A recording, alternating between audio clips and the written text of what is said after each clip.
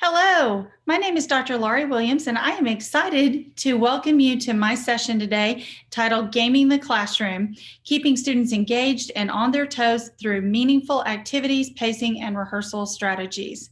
Now, I know a lot of us use games in our classroom setting every day, but it can be really challenging on the fly, particularly to come up with games that you can play with your students that will engage them and keep them actively busy in the rehearsal procedure.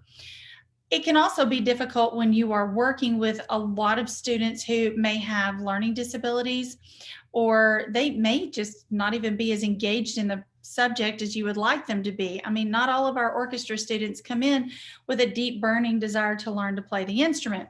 It's up to us to help motivate them and keep them excited about what we're teaching. So today, the goal is to give you some different games that you can play with your students and just throw out a lot of ideas. If you take away even one new idea today, then that's going to make me super happy. But there are tons of things packed into this session. So I'm going to go ahead and just get right into it. So I know that one of the biggest struggles we all face with our youngest students is getting them to learn their note names. This can be so frustrating.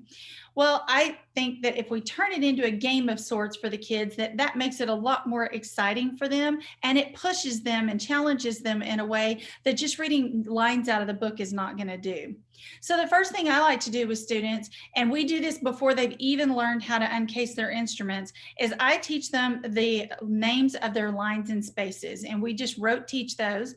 I put it up on the staff on the board, but the goal is to get them to remember EGBDF, FACE, if you're reading treble clef lines. So what I do is I have the students in a round robin. They go around the room and they have to say the names of their lines and then their spaces. And we do this however many times, I should say, that they actually get around the room is how many minutes I let them have to pack up at the end of class. Now, if you have a particularly large group of students, you might go through this and say double the amount of time. So if you get around the room once, you get 2 minutes to pack up. Eventually, that will become such a non-challenge for them, and you'll have to move on to something else. But I really enjoy doing this and making the kids sit in different seats around the room, because if you always put your violins together, then all they have to do is copy off the person before them and then just know when it's time to shift over to alto clef and when it's time to shift to bass clef. If you mix them up around the room, they may not be standing next to anybody who plays the same clef sign that they do. We do a draw the note team raise, and this is really exactly what it sounds like. So if you don't have enough whiteboard space with staffs on it at the front of the room, I suggest you get some butcher paper, and I tape those up around the room. And that's probably even better given COVID, that if you want to keep your kids socially distanced, this works better. But what it is I put them in relay teams, and each student gets a note and they have to go up and draw the note. Depending on how many teams there are, I may not give the next student their next note until it's their turn to go up, or I may just go ahead and give them all their note in advance and have them stand in line. Now, the goal is they should have words spelled out in note names on the board when they're done. To get the point and to win for their team, they have to come up and they have to correctly say what all of the words on their particular puzzle said. I love doing creative warm-ups with my students. I believe in warming up with kids from day, as soon as they've learned how to pizzicato, as soon as they know how to use the bow, we're warming up. We're doing open strings a lot to work on bow motion. So I create my own warm-ups. And on your handout, there is a link to my personal website, and there are some included warm-ups for you that you do not have to go and reinvent the wheel. They're right there for you. I also like to do my warm-ups using YouTube backing tracks, because it gives them other music to listen to while they're playing, and it really kind of makes them feel like they're jamming out and all they're doing is playing open strings. But you can use those with scales, with all kinds of things to get them fun with warm-ups. Floor staff beanbag toss. I know that we normally think about this for elementary kids, but this is a lot of fun in teams. If you do it in like relays and whatever, You can do this with middle school kids, and they think it's a blast too. You just put the tapes out on the floor for a staff. I don't put a clef sign down, and that way I can use the same staff for everybody. And they have to toss the beanbag. I like the circular beanbags that are not real huge. And then when they throw the beanbag on the floor, they have to tell you what note it is. And yes, I put ledger lines above and below so that if the beanbag goes a little further, they've got a ledger line that they can hit. Then we also have the Skittles game here. Now I've given you the link. It's right there on the screen, but it's also on the handout. This is a great little game, and there's all kinds of different cards that you pull up, and it'll tell you notes to play or how many Skittles to take away. It's a lot of fun, and it just gives you one more idea of a game that you can play for note reading. All right, rhythmic accuracy is often the next kind of big challenge that we tackle with our students. It comes along with those beginner kiddos too, particularly when we start introducing them to eighth notes. So I like to play this game with my students called Orchestra Ninja. And I use either rhythmb.com, and that, if you have a subscription to it, it's fantastic. If you don't, it's $175 for a single subscription, unless your school district happens to have purchased it. The Winning Rhythms book, however, are a much cheaper and easier way to get your students just a solid book of nothing but rhythms for them to use for this game. But anyway, while we are reading our rhythms in orchestra, what I have the kids do is we all do it together. And then whoever is left standing, that means I make them drop out if they make a mistake on their counting. Whoever's left standing at the end of our rhythm reading session, those are our orchestra ninjas. Then the next day we come into class, and those orchestra ninjas, they don't have to clap and count. They are actually helping me walk around and watch the room, and they tap people when they see them who are out, when they've made a rhythmic mistake. And so that's a really fun game that I like to play with the kids. I do a lot of rhythm counting with drum beats apps. I gave you a link on the handout. That is fantastic. It is so much fun. But just putting on some drum beats, you could have an actual musical selection behind it that's a backing track, but I think it works really well to just put on a drum beats app. Those are easy to find on YouTube, and there are many, many to choose from. Sight Reading Factory, I'm sure that we're all familiar with this by now. Sight Reading Factory is a wonderful website. You just tell it the note range that you want for the students and the rhythms that you want included, and it will generate your sight reading for you. If you don't know about the rhythmtrainer.com, I'm here to tell you, I absolutely love this website. So it has different modes, and you can set it for different ability levels, and the students can easily go in and practice this for themselves. You get a rhythm bank, and it shows you the rhythms to use, and then you can set the tempo for fast or slow. And it will help you, and it will even show you the correct rhythm if you miscount. Love the Rhythm Trainer. And then the last three kind of go together. I do this in about a week-long session. If it's a really fast class, I'll get it done in about 3 days. But what it is I teach my students rhythms using either pizzas or cookie cakes.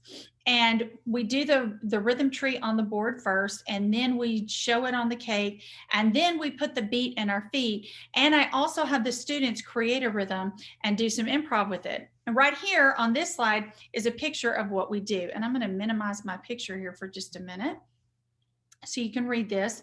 So first, you have the rhythm tree, and if you can see, it's on here. It's on the whiteboard that I've got up here, and these little clings are from Music in Motion. I absolutely love that store.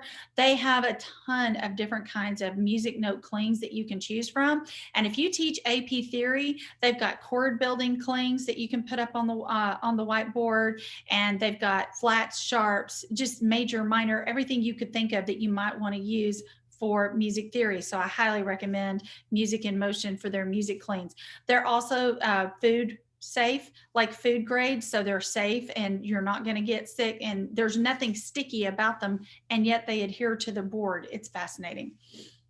So after we go through the note tree down to 16th notes, then I show the students the cookie cake or the pizza. And this one has, if you can see, it's already been cut into the 16 slices here. And then we equate everything we're doing. So the cake itself is a whole note before it's cut, and then you cut it in half, you have half notes, and so on. And we relate everything back to the board. Now, I will usually take one day to tie in how all of the cookie cake slices works out in fractions. Your math teacher will absolutely love you, and there's your cross-curricular teaching. So that's step 2 is the rhythm cake. Step 3, we count it and clap it and march it. So the point of this is to put the beat in the feet and to put the clapping, the rhythms up in your hands. So what I have the students do is I will demonstrate first what a measure looks like. So 1, 2, and 3, and 4. And everybody will clap it with me. And we will actually discuss, why don't you stomp out with your feet? 2 and 3 and. Why do you just keep this going? And so we discuss what the beat is versus the rhythm. And then we actually put it in a conga line. Now, the fun part about this is I will ask, after I demonstrate, I will ask each student to make up their own measure of rhythms in 4/4 time. Just give me 4 beats of rhythms. And then we will all copy 1, 2 te, 3 te, 4 te, and we will go around to the next person and the next person. We will usually, as a group, we'll do the first person's rhythm 3 to 4 times before I move on and have the next student to give me a rhythm. If your kids are really quick, you can move from student to student and not even stop. And then we put it in the conga line. When you do it in the conga line, they have to be able to really improv quick on their feet and come up with their measure of rhythms. It's also a great way to work improvisation into your lessons. All right, now let's talk about posture and position helpers. There are lots of different things that we can do with our students. One of them that I do, I call it the balance the penny game. It's you use a straw, and I recommend the McDonald's straws. This is actually from Brahms. This is a really great straw because it's kind of hard. But I have them put their bow hold on the straw. And for me, I'm a violist, so I've got my viola bow hold on there. And then you turn it up this way, and you balance a penny on it. And then they do their up like a rocket and down like the rain, balancing that penny. The key is this gets their wrist moving in the right ways for them to keep the penny straight. Dowel rods and bow tubes. This is a Bob Gillespie thing that I absolutely love and use this with all of my students who are beginning. And I will put students who are not doing well with their bows back on dowel rods and bow tubes. They don't like that very much at all. But basically, you take a dowel rod and you put it in your bow tube. And the bow tube becomes your straight bow path. What's really fun is you can also use a rubber band. Now, I have a red rubber band here. I got this from Office Max. It's not like a regular rubber band. These are much bigger, but this works really well. And towards the end of this presentation, I will show you a picture of what it looks like to put this actually on the strings. I like to do flip the bow. So literally flip the bow backwards. For kids who are having a hard time with their bow hold because they don't have the muscle strength in their right hand to handle it, if you let the weight of the instrument, the instrument itself handle the weight of the bow, on the heavy end, on the frog, then you can have them put their bow hold on the light end down towards the tip. I also use binder clips on bows, and I'm talking about like the big ones like this that you get from the office supply store. And I put these binder clips on their bows, and I have a picture on the next slide that will show you exactly how I use these. But if you have a student who refuses to not use the rest of their bow, they're only staying like up in the upper part of the bow, you can put this bow clip on, and then they can't use the upper part of their bow. They have to use the bottom part. Bow clips are fantastic for that. And no, it doesn't hurt the strings. And then there's a lot of right hand flexibility exercises that we can do with our students. I've given you a link on the page on your handout to Michael Allen's website, stringtechnique.com, and it's in chapter 5 of his book, The Art of String Teaching. There's a link, a whole set of YouTube videos that go along with that chapter, but one video is specifically about bow hold and moving the bow and right hand flexibility. All right, so hit the target and bullseye is another one for bow motion, bow path. So this one is to get students to actually hit the target with the end of the bow or the tip, and I'll show it more on the next slide. Yo-yos, I have become a big fan of teaching my students how to do collé bowing or how to get some wrist flexibility by using yo-yos. This is a yo-yo ball, and I love this thing that you can buy 5 to a pack on Amazon. These are great because they will always come up. A lot of yo-yos, kids can't pull the thing back up again. This one comes back to you automatically, but you still get that same wrist motion.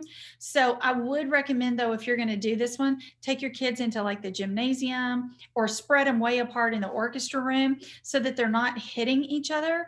These will break if they're banging them on things. And then egg carton bow paths, I've got a picture of that on the next slide. Bow buddies. I like to partner my kids up a lot. We do a lot of partner work because I'm only one person and I cannot get to every single person in the room every single day. So we do a lot of partner checks where I will have, and I try to partner a really strong student, maybe with one that is struggling, but they check each other, whether they're checking wrist or elbow or shoulder motion or bow path, whatever it is that we're working on and focusing on, they are to focus on each other and watching one another. Balance the squishy ball. Now on the screen, you see the squishy balls that I've got on there. Something like that works really well, but this is for violins and violas to keep their instrument up parallel and not be sagging. If you use a regular like bouncy ball, they just roll right off the strings. You'll never keep them on there. But if you use something that's a little more tactile, it will actually stay, and you put it between the bottom two strings. So for viola, between G and C, for violin, between D and G. Rubber band partners, you take that same rubber band. I use these same, I try to multi-purpose things as much as I can, but I use this same rubber band and we put it around the wrist. This one's big, so I'll put it around twice. But if the student's wrist is collapsing, their partner can come behind him and just gently tug. Now, the nice thing about these is even if you pull it out, it doesn't really hurt. These are not real poppy rubber bands. I did that on purpose. You can do this for cello and bass as well, but I like to have it up around the fleshier part of their forearm so that when their elbow is sagging, somebody can come along and pull the rubber band and pull their arm up. Coke can hands, guys, when you pick up a can of anything or a jar or a bottle, your thumb naturally will make its way directly across from your second finger. Those Coke can hands, and yes, I actually bring in Cokes for my classroom. You have to get special permission, I know, from your administrators, but I promise it has a really good pedagogical purpose. They take those Coke cans and they hold them. And then what we do is we slide the Coke can out of their hand, and I simply have them turn their right hand this direction so that they can keep that same open C shape when they're putting their bow hold on the bow. Same thing with their left hand position and putting their hand over onto the cello or the bass. Now, bass is a little more complicated because of the spacing between first and second finger. But for cello players, this is just perfect. And you just slide the can out and then have them put their hand right over and maintain that shape. And again, we do partner vibrato and shifting exercises.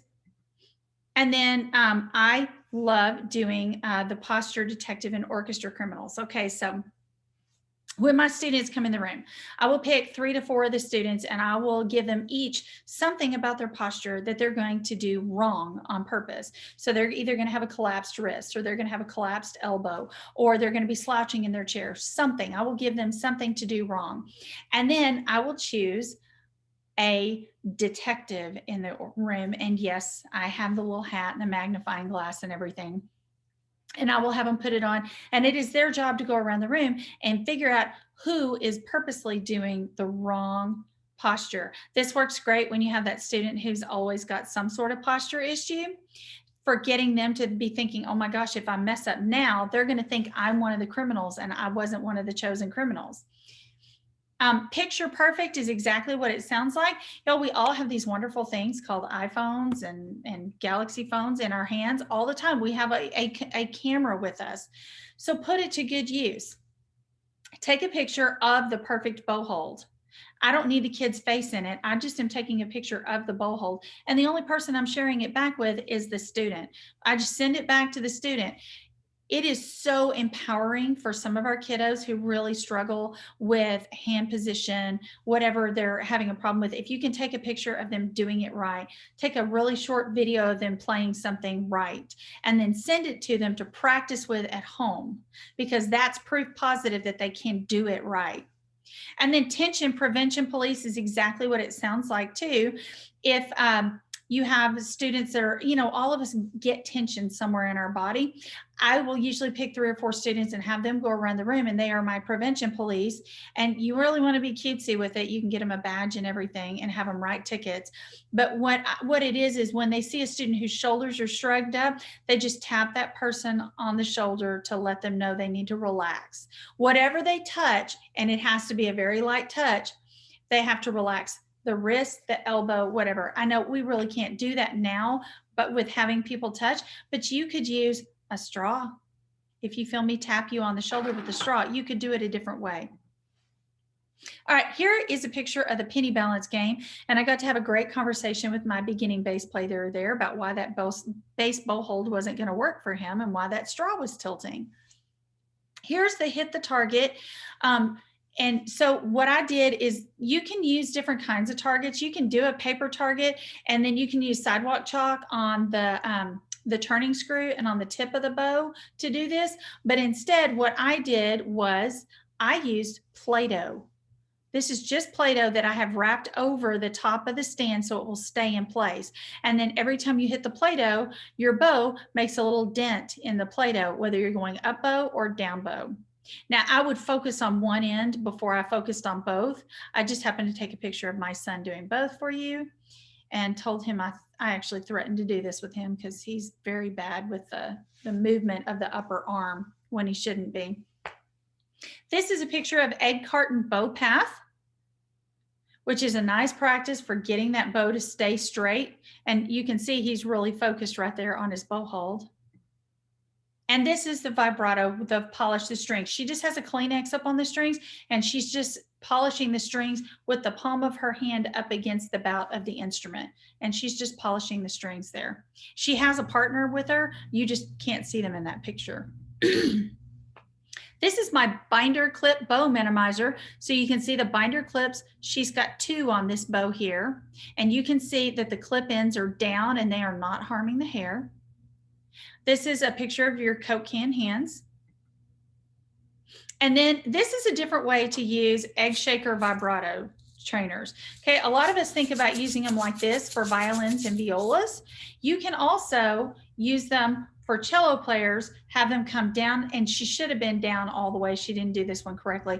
I usually have them come all the way down to the bout of the instrument, hold the egg over the strings, and then they practice that turning the doorknob motion with the egg. And that egg is actually too big for her hand too. She needed a smaller one. So I would recommend getting your eggs in different sizes and tape them shut. I use multicolored electrical tape to shut mine, and I put in rice or beans. Just a word to the wise, beans are louder. So if you want a softer sound, put in rice, but tape them shut so you're not going to have rice or beans all over your orchestra room floor.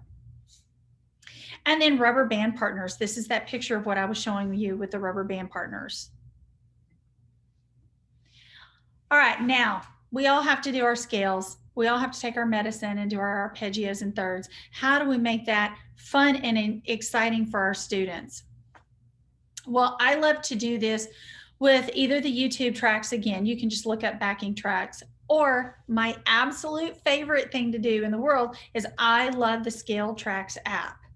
You can tell the Scale Tracks app what key signature you want to be in, major or minor. If you want to be in a mode, you can tell it how many octaves you would like to play the scale and how fast you want to play it. So it will also scroll the scale across the screen of your device while the scale is playing. These are fully harmonized accompaniments to scales. It's genius. It's absolutely fantastic. And it's available on iPhone and iPad, and you can just plug in your phone. You could even just show it up on the screen. If you are bored at all with doing karate belt systems, or you feel like there might be too many karate belts in the system and nobody ever gets all the way through them, I would recommend trying the Jedi Academy. This is a great way to really connect with kids and popular culture. There are several levels and they're all listed on your handout. The first one is Initiate. Then you have Padawan. then you have Jedi, and then I believe it's Jedi Knight, then Jedi Master, and finally there's the Grand Master. And to earn the title of Grand Master, you have to play as well as or better than I do on those same scales. So good luck to you on that one. Then Go Speed Racer, we actually call it Go Speed Racer. And basically it's velocity exercises. It's playing those same scales and arpeggios, but putting speed behind it. And the great thing is, because you can set your scale tracks app to a different tempo, you could even speed that up and still have something for the students to play along with. You can try doing your scales backwards. A lot of people don't think about start from the top note and come down and then go back up. If you really want to find out if your students know their scales or not, flip it upside down. Add in a bowing challenge, add in a rhythm challenge. Don't do the same old scale every single day.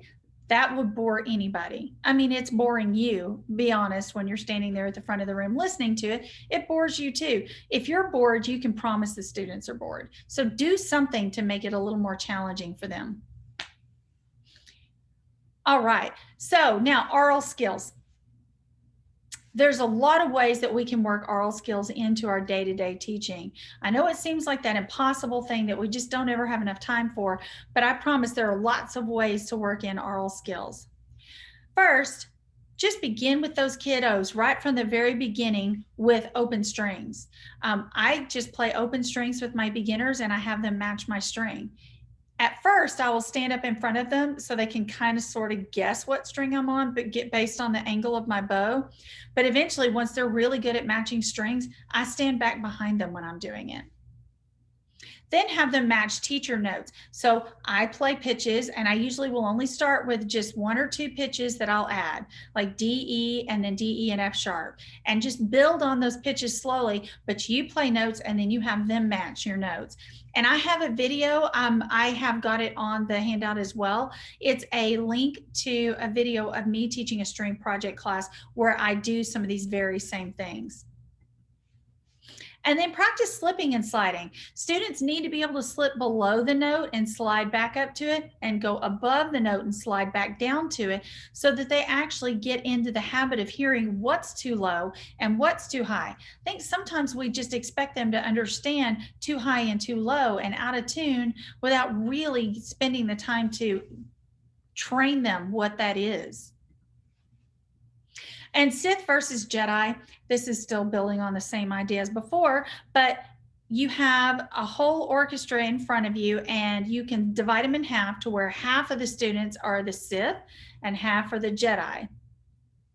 And it's a competition between them, and they have to match teacher notes, and you give them each a passage and they have to match the teacher notes as a group.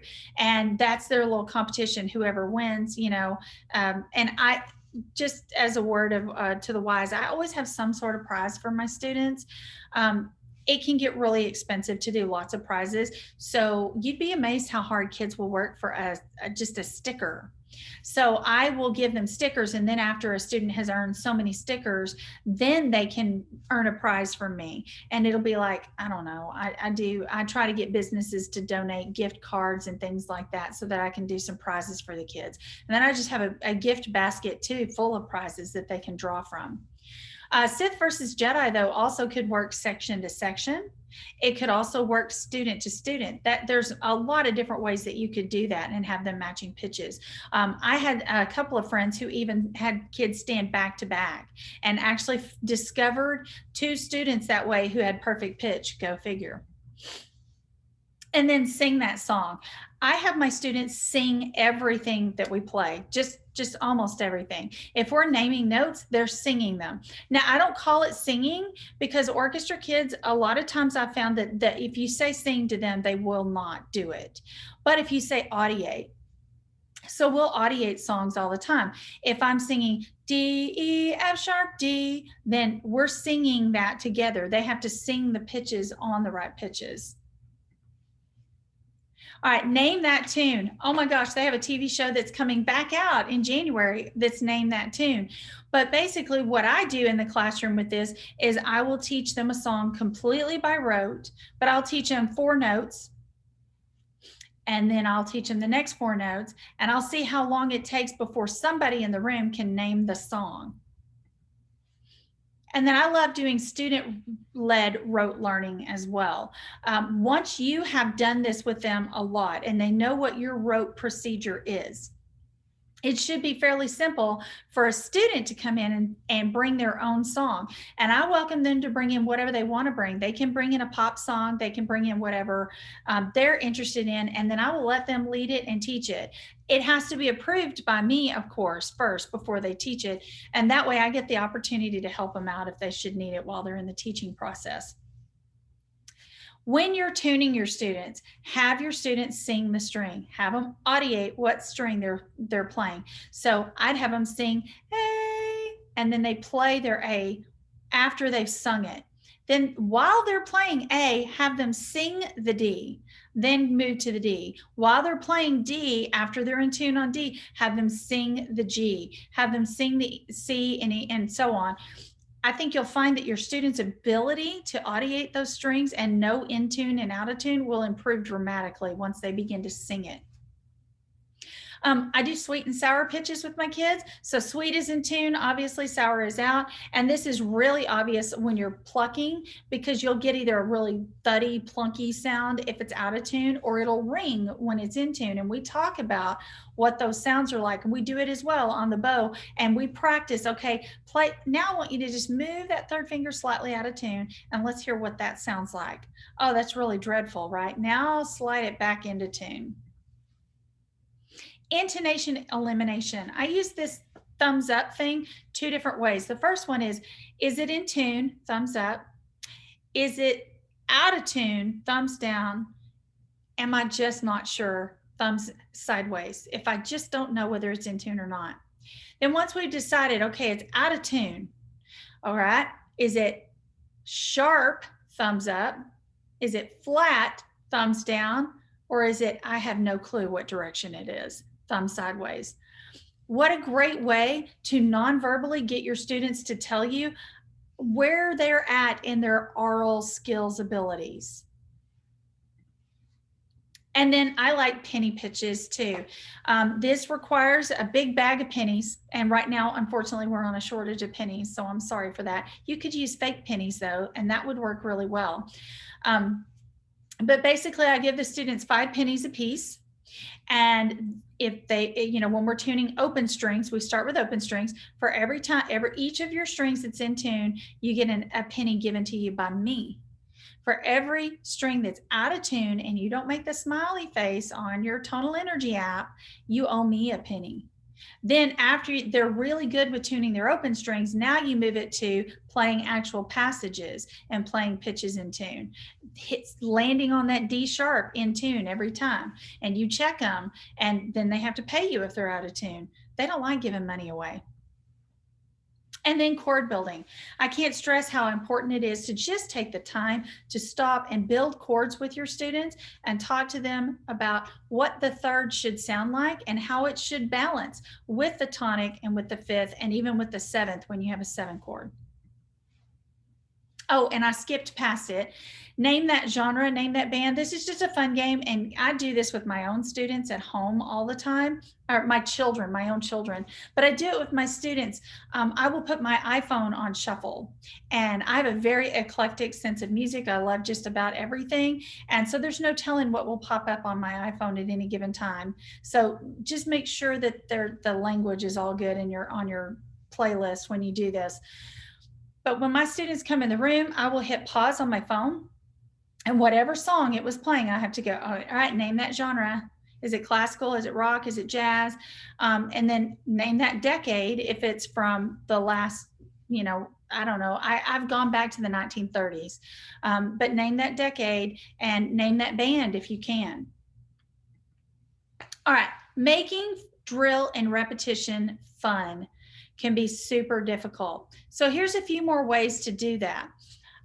Play or dare is so much fun. So it literally is what it sounds like. As a teacher, you have some preset selected portions of the music for each section. And you turn your cello section and you say, okay, play or dare. And they're like, okay, well, what's the play? And you tell them the play is you're going to play measure 100 to 108 and Dvorak Symphony number 8, movement 4. I don't even know what that is for the cello part there, but let's just say that's what it is. And the cello section, as a group, they have to decide, and they have to nominate a leader too, who's going to turn in the final decision. But they decide amongst themselves, okay, are we going to play this? Do we all feel like we can play this and we can play it off well? If they play and they play it well, then they earn the point. If they don't play it well, then they lose a point. If they don't want to play it, they have the option of taking a dare. And I use the actual Jenga pieces and write on each one, you have to play a 2-octave C major scale or 2-octave C minor scale, and they have to do the dare. The dare does not have to be musical, by the way. You could make the dare something non-musical, that they tell you something interesting about themselves. So that's a fun way to do play or dare. You can also do it with just like a small group of students. That's a really fun game to do in groups, like if you want to put everybody up in chamber groups to play that sort of game. Play to the bouncing ball. This is so good for large orchestras because the people in the back play to what they hear. They don't play to what they see. Well, the best way to point that out is have them play to the bouncing ball. And when it hits your hand, that's the ictus, and that's when they should actually hit the note. And there's nothing better for showing your brass players on the back row of a full orchestra that they're playing to what they hear and not what they see than doing this game. I have my students clap or make some other sound on specified beats. This is super helpful to just see if they can even follow where they are within a measure. I think we forget sometimes how difficult it is for students to just track their way through a measure. That is a great exercise to do, particularly when you're talking about pieces and parts that are all over the ensemble. If they can clap it separately, that's very, very helpful.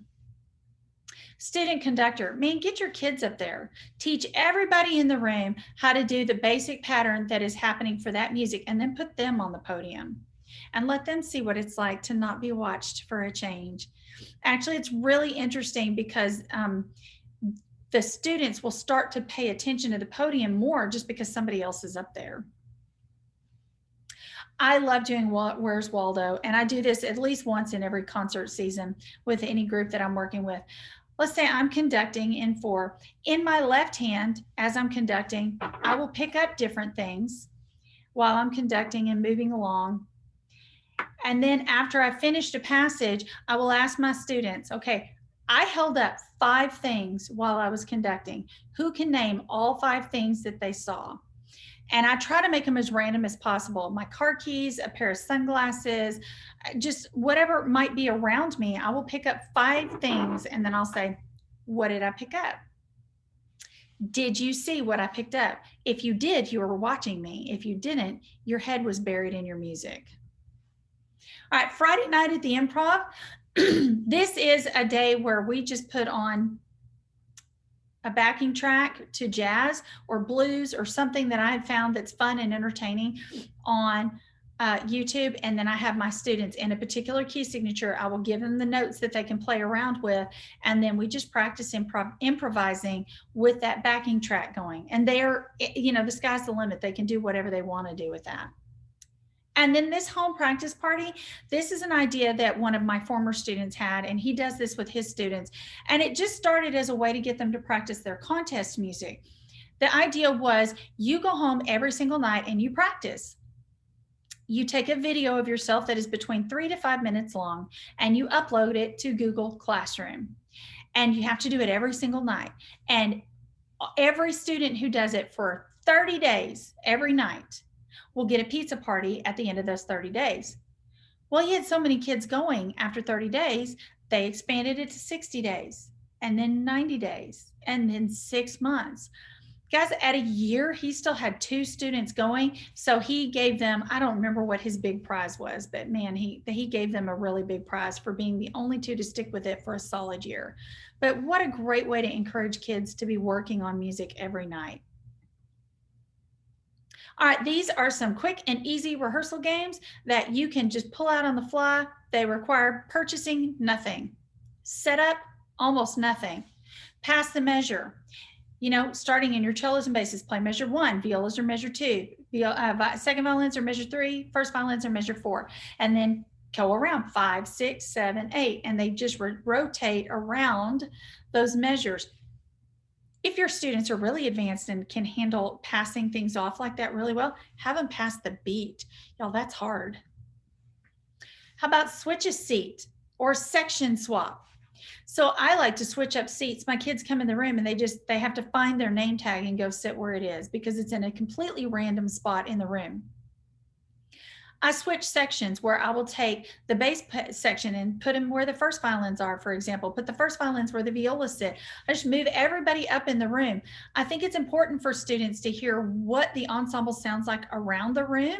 And then it's important for them to also hear how their part fits in with everybody else's and not become not tunnel visioned, but tunnel hearing.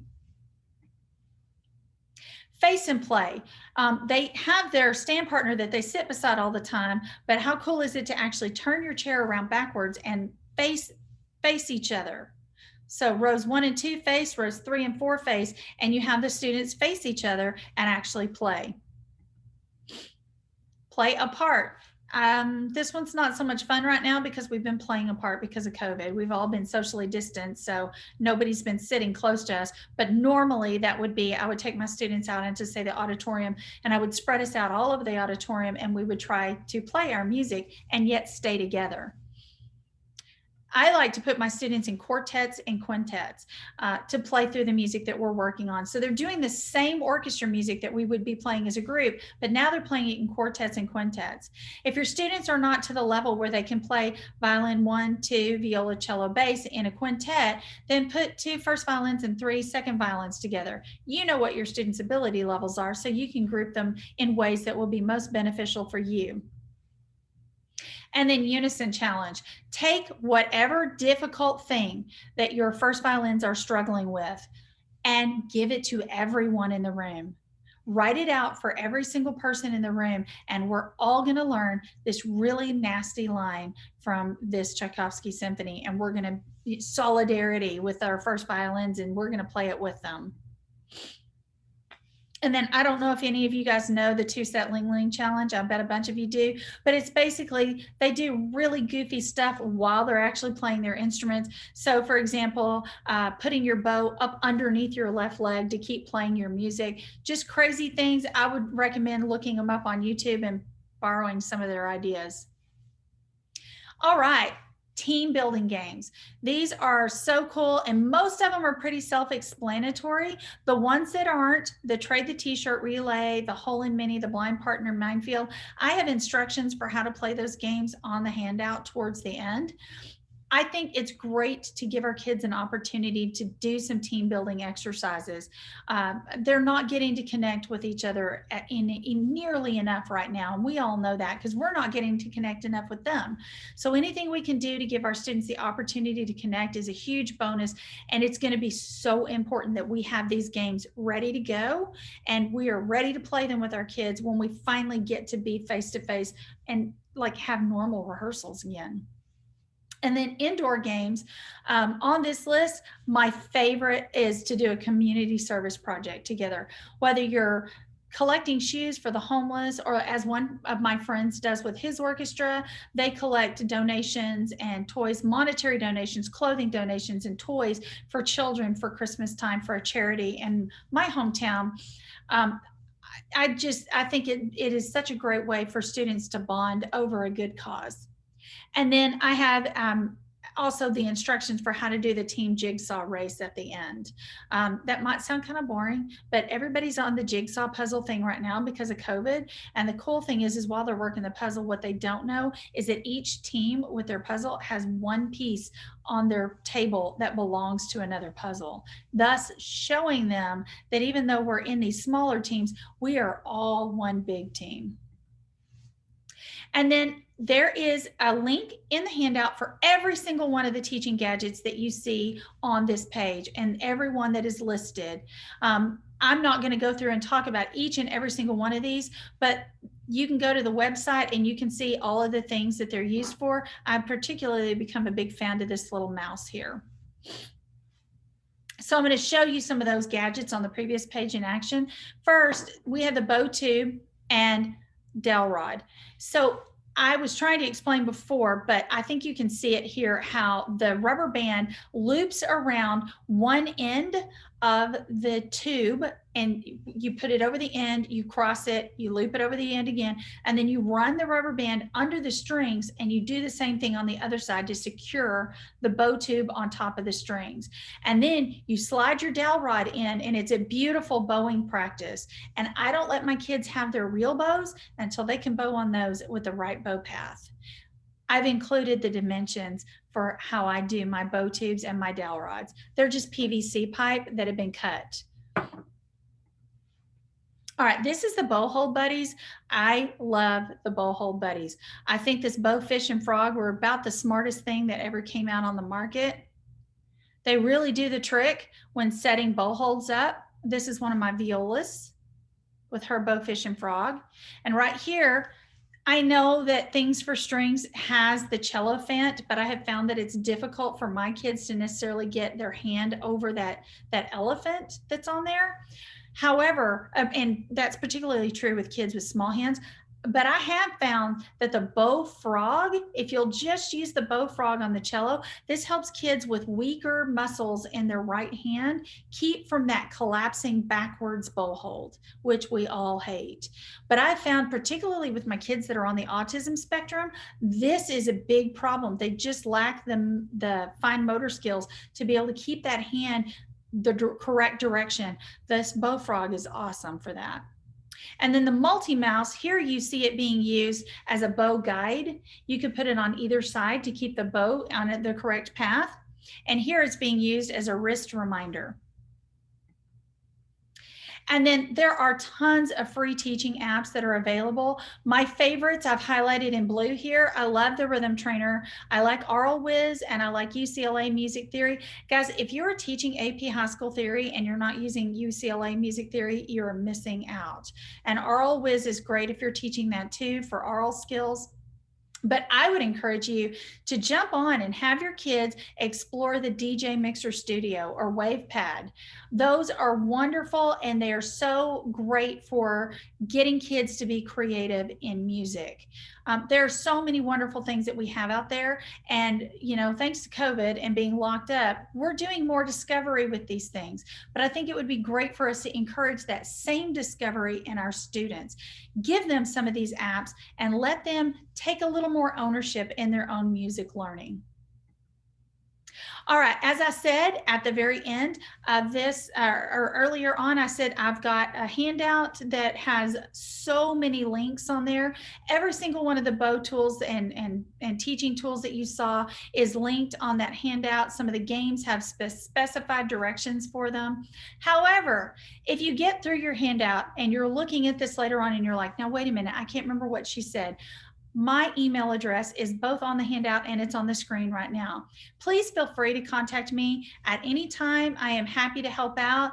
I'm happy to even come in and demonstrate how to do some of these things with your kiddos if you would like me to. That is when they're allowing people back in buildings again. So anyway, I hope everybody has a wonderful rest of your semester, that you have as much fun as you possibly can with your kids, and that we all get through this COVID mess as quickly as possible. Thanks, and have a wonderful day.